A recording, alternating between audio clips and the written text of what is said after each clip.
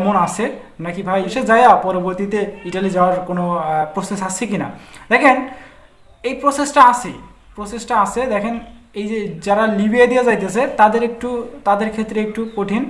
কেননা দেখেন গতকালের একটা নিউজ দেখেন, একসাথে তিনজন বাঙালি এক একজন থেকে কিন্তু 20 লাখ টাকা করে নিয়েও কিন্তু দালাল বলছে তাদেরকে লিবিয়া থেকে স্পেশাল গেমের মাধ্যমে পাঠাবে, ইটালিতে পাঠিয়ে দিবে। তো পরবর্তীতে কি করলো, বোটের ভিতরে তুইলা সরাসরি ডাইরেক্ট ক্রস ফায়ার কইরা, এগুলা বলা যায় না, তিনজন বাঙালিকে ওইখান থেকে বোটের ভিতরে গুলি করার পরে নদীতে মাইরা ফালাই দিল।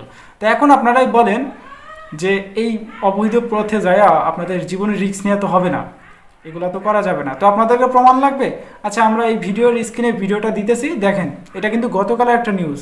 এই নিউজটা একটু ফলো করেন, তাহলে বুঝতে পারবেন যে অবৈধ পথে যাওয়ার কতটা ভয়ানক পরিস্থিতির সৃষ্টি করে। একটু দেখেন।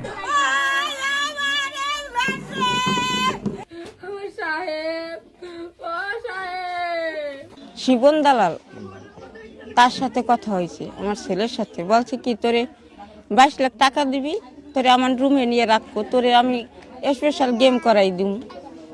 22 লাখ টাকা কন্ট্রাক্ট। বলছে কি 17 লাখ দিবা লিবিয়া গেলি, আর 5 লাখ দিবা ওপার গেলি। লিবিয়া যাবে তার 2-1 দিন আগে, ঠিক আছে, সে বললে যে ভাই আমি তো পাসপোর্ট দিয়ে দিছি, আমার এলাকার এক চাচা হয়, নাম তার শিপন, ঠিক আছে, তার বড় ভাইয়ের মাধ্যমে আমি তার কাছে পাসপোর্ট দিছি। আমার সাথে 22 লাখ টাকা কন্ট্যাক্ট হয়েছে, যাওয়ার 2 দিন আগে বললো 22 লাখ টাকা কন্ট্যাক্ট হয়েছে, আমি তার কাছে যাই থাকবো, সে আমার ভালোভাবে কন্ট্যাক্ট করে গেম দিয়ে দিবে। আমরা এটা লাস্ট পর্যায়ে এসে যাওয়ার আগের দিন আর কি বলো, যাওয়ার 2 দিন আগে। তো পরে সে যায়, যাওয়ার পরে আমরা আর ওই সময় আর বাধা দেওয়ার কিছু থাকে না, টাকা পয়সা যেহেতু দিয়ে দিচ্ছে আর বাধা দেওয়ার কিছু থাকে না। তার সাথে কথা হয় 22 লাখ আর 17 লাখ আগে দিবে, তারপরে লিবিয়া পার হওয়ার পরে ইতালি যেয়ে 5 লাখ দিবে। শিবনের সাথে কথা বলার চেষ্টা করি, শিবন বলে কি আছে, আমি গেম দেওয়ার চেষ্টা করছিলাম, পুলিশে ধরছে, তাই জেলে আছে, জেলের তা ছাড়াবো, এই করবো সেই করবো। এরপরে আস্তে আস্তে জানতে পারি যে সে নাকি মারা গেছে। এখন সে কিভাবে মারা গেছে এটা আমরা শিবনকে ধরতে চাই, শিবনকে ধরে তারপরে তার কাছ থেকে জবানবন্দিটা নেওয়ার চেষ্টা করব। এবং তার লাশ শিবনের কাছে এখনো আছে, আমরা চাই শিবনের ওই লাশটা আমাদেরকে দেখ। আমার ছেলে মুন্না মারা গেছে লিবিয়ার পথে যাইয়া, দিয়েছিল নান্নবের মাধ্যমে টাকা টুকা রিক্স এনেছে, এই সব কিছু কারে টাকা দিয়েছে আমরা জানছি না। 99 নিছে টাকা আমার গতনে, 22.5 লাখ টাকা নিচ্ছে। কইছে বডি কন্ট্যাক্ট দিম, ভালো গেমে দিব, ও দিচ্ছে নর্মাল গেমে। আমার ফোলা হয়তো সমস্যা করে গেলাইছে, আর কেমন করে চাল্লাই ভালো জানে। মানে শাস্তি চাই, আর আমরা কিভাবে চলতাম বাঁচতাম আমি সেইটার আবেদন জানাই সরকারের দ্বারে। আমার বানাই ফুসলাই রাজি করাইয়া সে বলছে যে ইটালি পাঠাই দেবো লিবিয়ার মাধ্যমে, এবং সে লিবিয়া দিয়া তো এই টাকা দিয়ে এই টাকার মধ্যে 22,35,000 টাকা দিচ্ছি। 22,35,000 টাকায় তো বাইক নিয়ে কোনো ক্ষতি হবে না, তো বাইক নিয়ে ঠিকঠাক মতো চলে যেতে হবে। তো ছেলেও যাইতে হবে, মানে আমাকেও বলছে, প্লাস আমার বোনকেও বলছে। এই কথা বলার পরে আমরা দেই গেম দিয়েছিল, গেম ধরা গেছে, কিন্তু আমাদের বাইকনার কোনো খোঁজ খবর ছিল না। আমার বাইকনার খোঁজ খবর আমরা পাই, মানে আমাদের দালালে খালি তারিখ দেয় যে আপনার আজকে না কালকে 2 দিন 1 দিন সময় বাড়াতে বাড়াতে 18 দিন বাড়ায় ফেলে।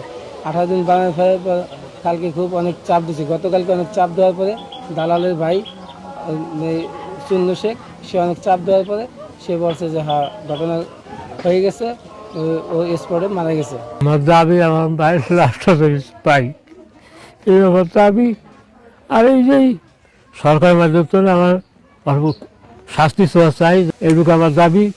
আর এই সংসারটা কীভাবে বাঁচাবে আপনার ভরসা, এই সংসার বড় ছেলে ওই কামাই করে খাওয়াইতো। আর সাথে চুক্তিপত্র হচ্ছে 20 লাখ, 20 লাখই নগদ দেওয়া লাগবে, নগদই দিচ্ছে 20 লাখ দেওয়া লাগছে। আর বাড়ি হচ্ছে বদর পয়সা, হাজির খালপার।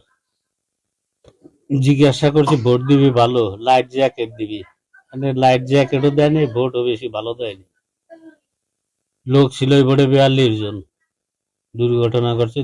দালালরা জিজ্ঞাসা করছিলাম লোক কয়জন দেবে, 42 জন। মানে আল্লাহ জানে যে কয়জন দেশে কি করছে, ওটা ওরাই ভালো জানে, আমরা এতটুকু জানি, আর বেশি কিছু। আমরা আসলে প্রত্যেকটা ঘটনায় অত্যন্ত গুরুত্ব সহকারে তদন্ত করি, এবং যেই মামলাগুলো রুজু হয় মানব পাচার আইনে, সেই প্রত্যেকটা আইন মামলায় আমরা গুরুত্ব সহকারে বিবেচনা করি এবং তদন্ত করি। এবং আমি এখনো পর্যন্ত যতগুলো মামলায় আমার রুজু হয়েছে আমি সর্বোচ্চ চেষ্টা করেছি যে তাদের সামগ্রিক বিষয় বিবেচনা করে তাদেরকে অভিযুক্ত করার জন্য, এবং প্রত্যেকটা সেক্টরে বাংলাদেশ থেকে শুরু করে লিবিয়াতে তারা কাজ করছে তাদেরকে আইনের আওতায় নিয়ে আসার জন্য। আসলে এটা পুলিশের একার পক্ষে সম্ভব না।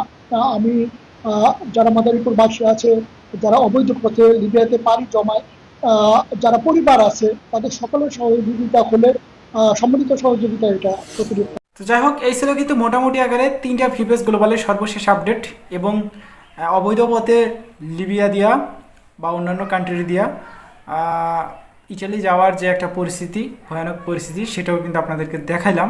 তো অবশ্যই আপনারা যদি দেরিও হয় তাহলে অবশ্যই লিগাল পথে আপনারা যাওয়ার চেষ্টা করবেন। যদি আত্মীয় স্বজন থাকে তাহলে অ্যাপ্লাইটা করতে পারেন। 26 সালের কথা বলতেছি, যারা করছেন তারা একটু ভরসা রাখতে পারেন তাদের উপরে।